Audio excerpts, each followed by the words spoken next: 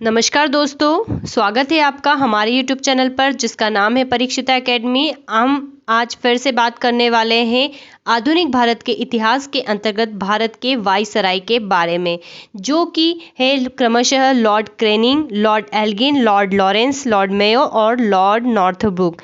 हम 5 वायसराय के बारे में बात करेंगे। अपने आप में काफ़ी इंपॉर्टेंट टॉपिक है। इसके पहले हम 8 वीडियो अपलोड कर चुके हैं और यह सीरीज़ का हमारा 9वां लेक्चर है। इसी के बाद हम क्रम से जो भी है हमारे आज़ादी तक जितने भी प्रमुख रहे हैं ब्रिटिशर्स की ओर से, उसके बारे में हम प्रमुखता से बात करेंगे। एग्जाम पॉइंट ऑफ व्यू से काफ़ी इंपॉर्टेंट टॉपिक होता है और जब हमारा ये टॉपिक कंप्लीट हो जाएगा इसके बाद हम एमसीक्यू फॉर्म में भी एक ओवरऑल जो है वीडियो लेकर आएंगे। आगे बढ़ने से पहले आपसे कहना चाहेंगे कि अगर आप हमारे इस यूट्यूब चैनल पर नए हैं तो आज ही हमारे चैनल को सब्सक्राइब करें। अगर आपको हमारा वीडियो पसंद आता है तो इसे लाइक और शेयर ज़रूर करें। तो बिल्कुल आगे बढ़ते हैं और समझते हैं हमारे आज के इस टॉपिक के बारे में।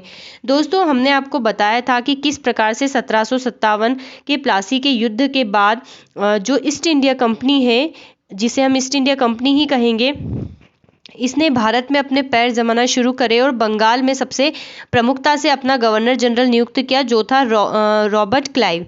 फिर जब 1773 का रेगुलेटिंग एक्ट आया तो उस एक्ट के तहत जो है बंगाल के गवर्नर को बंगाल का गवर्नर जनरल पद नाम दिया गया, जिसकी प्रमुखता से जो गवर्नर जनरल पहले थे वो थे वॉरेन हेस्टिंग्स।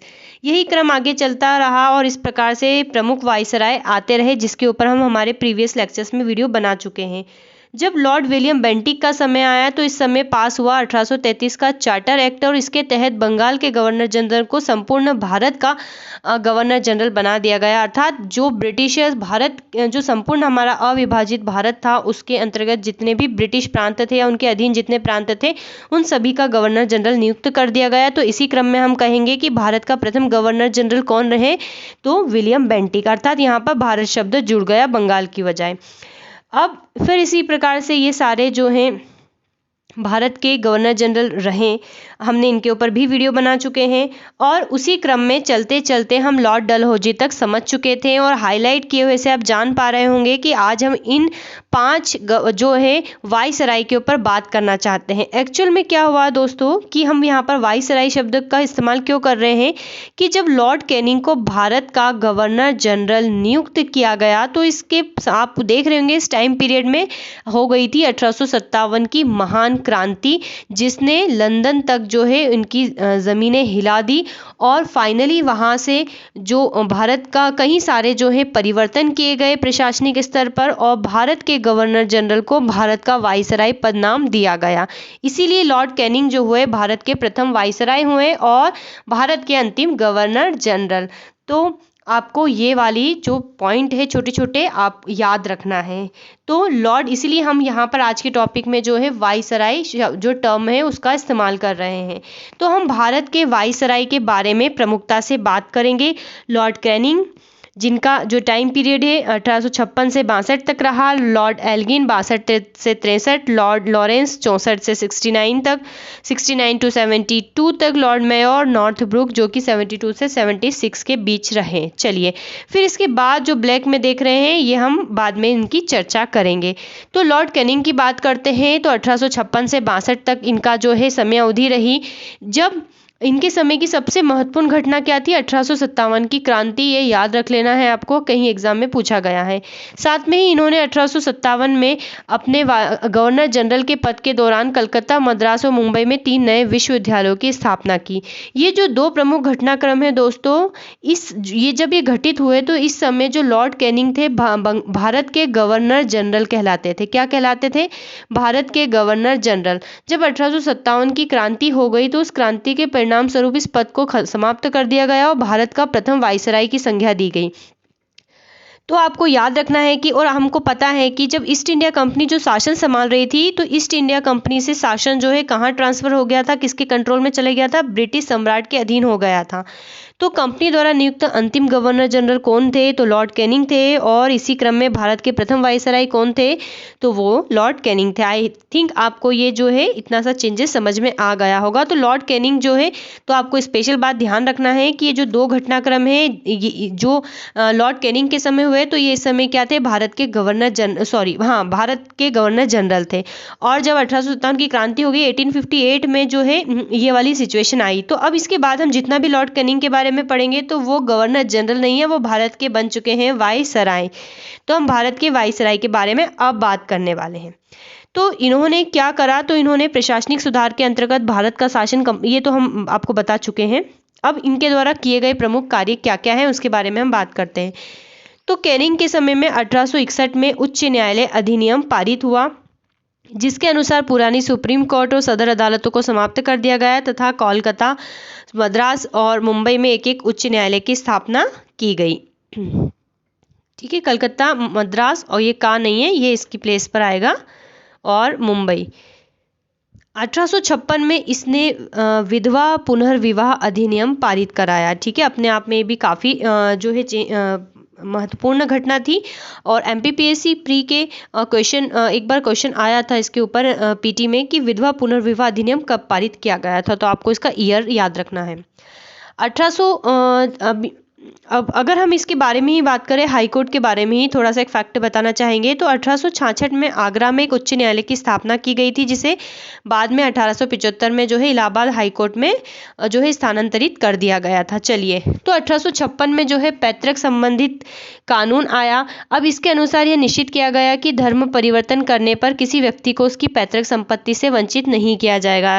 अर्थात पैतृक संपत्ति में क्या प्रावधान किए गए कि धर्म परिवर्तन पर आप अपनी पैतृक संपत्ति से वंचित नहीं हो सकते। इसका मतलब समझ जाइए कि उसके पहले की कंडीशन क्या रही होगी भारत में। अगर हम आगे बात करें तो 1857 में कैनिंग के समय ही महालेखा परीक्षक पद का सृजन किया गया, जो स्वतंत्रता के बाद नियंत्रक एवं महालेखा परीक्षक कहलाया। अर्थात ये जो केग है, केग के पद का सृजन भी किसने करा था? कैनिंग ने किया था। काफ़ी इंपॉर्टेंट है ये के हमें पता है केग का क्या कार्य होता है। बजट जो पास होता है उसमें जितना भी पैसे का लेन देन होता है उसका लेखा जोखा रखता है, उसको चेक करता है। भारत शासन अधिनियम 1858 के तहत मुगल सम्राट के पद को क्या करा? फाइनली समाप्त कर दिया गया। क्यों समाप्त कर दिया? क्योंकि हमें पता है बहादुर शाह जफर ने कहे तो दिल्ली की तरफ से नेतृत्व किया था। हालांकि वो काफ़ी बूढ़े थे और जो क्रांतिकारी थे उन्होंने उनको जो है सम्मान देने के लिए आगे कर दिया था। तो माना जाता है कि 1857 की क्रांति का जो दिल्ली से नेतृत्व किया था बहादुर शाह जफर ने करा था। तो अंग्रेज़ों ने इस चीज़ से रुष्ट होकर क्या करा? मुगल सम्राट के पद को ही समाप्त कर दिया और उनको भेज दिया, जाओ भाई। तो इस प्रकार से ये घटनाक्रम घटित हुए। इनके शासनकाल का एक काफ़ी महत्वपूर्ण जो है रोल रहा है।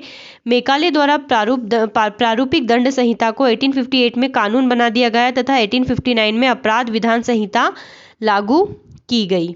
ये भी हमें याद रखना है। व्यवगत सिद्धांत को समाप्त कर दिया। हमें पता है ये वही व्यवगत सिद्धांत है जो कि लॉर्ड डलहौजी के द्वारा लाया गया था और इसी के परिणाम स्वरूप क्या है 1857 की क्रांति भी हुई थी। टोटली तो नहीं कहेंगे लेकिन उसने काफ़ी अपना महत्वपूर्ण जो है योगदान निभाया था, क्योंकि झांसी को डलहौजी ने हड़प लिया था और झांसी की रानी ने उनके छक्के छोड़ा दिए थे। तो व्यवगत सिद्धांत को इसने समाप्त कर दिया। 1861 में इंडियन काउंसलिंग एक्ट पारित किया तथा पोर्टफोलियो प्रणाली लागू की गई।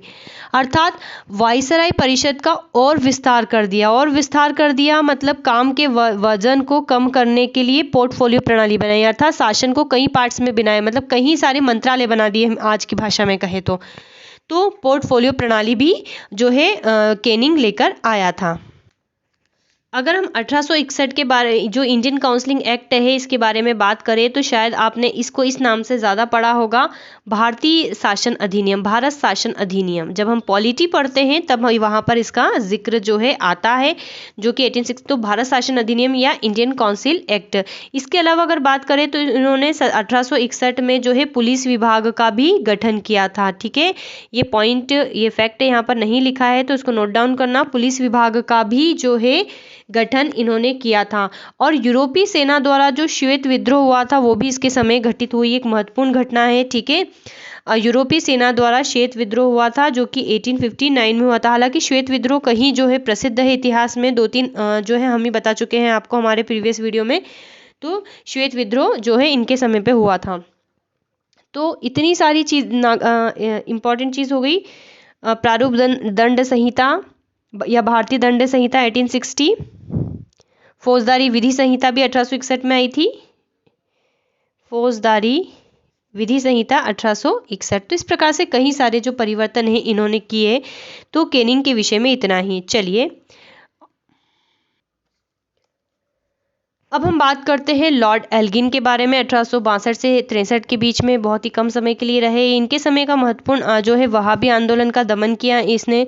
और 1863 में धर्मशाला जो कि हिमाचल प्रदेश में आता है वहाँ इसकी मृत्यु हो गई। इसके अलावा इसका एक महत्वपूर्ण जो कार्य है अम्बाला अभियान भी इसके कार्यकाल के दौरान किया गया महत्वपूर्ण अभियान है, जिसमें पश्चिम उत्तर सीमा प्रांत में जो कबायली होते हैं उनके दमन के लिए चलाया गया था यह अभियान। ठीक है, तो अम्बाला अभियान को याद रखना है।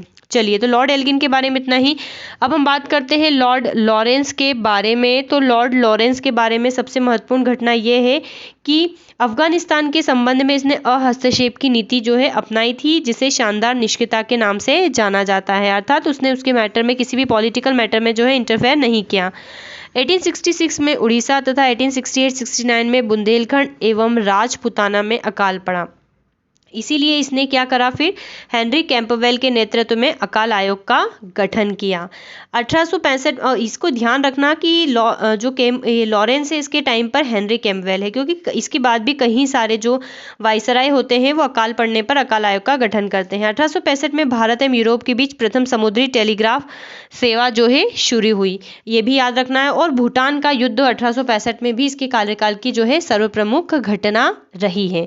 चलिए आगे बात करते हैं लॉर्ड मेयो की। तो इसने अजमेर में 1872 में मेयो कॉलेज का निर्माण करवाया। काठियावाड़ में इसने राजकोट कॉलेज की स्थापना करवाई। 1872 में इसने जो है कृषि एवं वाणिज्य विभाग की स्थापना की। ठीक है, कृषि एवं वाणिज्य विभाग की स्थापना की। और भारत में अंग्रेजों के समय में जो प्रथम जनगणना कराई गई थी 1872 में, वो इसी के कार्यकाल में हुई थी। ठीक है, प्रथम जनगणना का श्रेय भी इसी के कार्यकाल को जाता है, काफी एग्जाम में पूछा गया है। बाद के वर्षों में एक अफगान शेर अली अफरीदी ने इसका क्या करा था, 8 फरवरी 1872 में चाकू मारकर इसकी जो है मेयो की हत्या कर दी थी। अगर हम बात करें भारतीय सांख्यिकी सर्वेक्षण की स्थापना भी जो है इसी के कार्यकाल के दौरान हुई थी। केंद्र तथा प्रांतों के मध्य राजस्व के बंटवारे की भी एक नई प्रणाली लाई गई थी 1871 में। और राज्य में रेलवे व्यवस्था का शुभारंभ जो है लॉर्ड मेयो के कार्यकाल में हुआ था। ठीक है, तो इतनी जो फैक्ट है आपको अच्छे से याद रखना है। चलिए अब हम लॉर्ड नॉर्थब्रुक के बारे में बात करते हैं। 72 से 76 में रहा था। बंगाल में अकाल पड़ा था इनके समय में भी। और बड़ौदा के जो मल्हार राव गायकवाड़ थे उनको भ्रष्टाचार के आरोप लगाकर इन्होंने मद्रास भेज दिया था। कूका आंदोलन इनके समय की एक सर्वप्रमुख घटना है। और सुएज नहर इनके समय में खुल गई थी, जिसके कारण ब्रिटेन और भारत के व्यापार में और वृद्धि हो गई थी। पहले जो ब्रिटिशर्स थे उनको काफ़ी घूम के जाना पड़ता था, लेकिन शॉर्टकट रास्ता मिल गया तो इन्होंने भारत को और अच्छे से गरीब किया। इसने घोषणा की थी कि मेरा उद्देश्य करों को हटाना तथा अनावश्यक वैधानिक कार्यवाही को बंद करना है। तो इसके द्वारा जो है सर्वप्रमुख रूप से कहा गया था। और एक और फैक्ट है, 1875 में प्रिंस ऑफ वेल्स की भारत यात्रा भी हुई थी। ठीक है, और इतने ही जो है फैक्ट आपको इसमें नॉर्थब्रुक में याद रखना है। तो दोस्तों आज के वीडियो में हमने जो है 5 हमारे वाइसराय के बारे में बात करी। गवर्नर जनरल भी हम कह सकते हैं, लेकिन आपको ये भी बता दिया गया है कि गवर्नर जनरल के का जो पद नाम था उसको किस प्रकार से भारत का वाइसराय कहा गया। लॉर्ड कैनिंग की बात करी हमने, लॉर्ड एल्गिन की बात करी, लॉर्ड लॉरेंस की, लॉर्ड मेयो की और लॉर्ड नॉर्थब्रुक की बात करी। देन इसके बाद हम लेकर आएंगे लॉर्ड लिटन और रिपन के ऊपर वीडियो। और हम इस प्रकार से सभी हमारे जो भारत के वाइसराय इसको कवर करेंगे जब हमको आज़ादी मिल जाएगी तब तक। काफ़ी इंपॉर्टेंट वीडियो है। सो फ्रेंड्स, अगर आपको हमारा वीडियो पसंद आया है तो हमारे चैनल को सब्सक्राइब करें, वीडियो को लाइक करें, शेयर करें। Thanks for watching.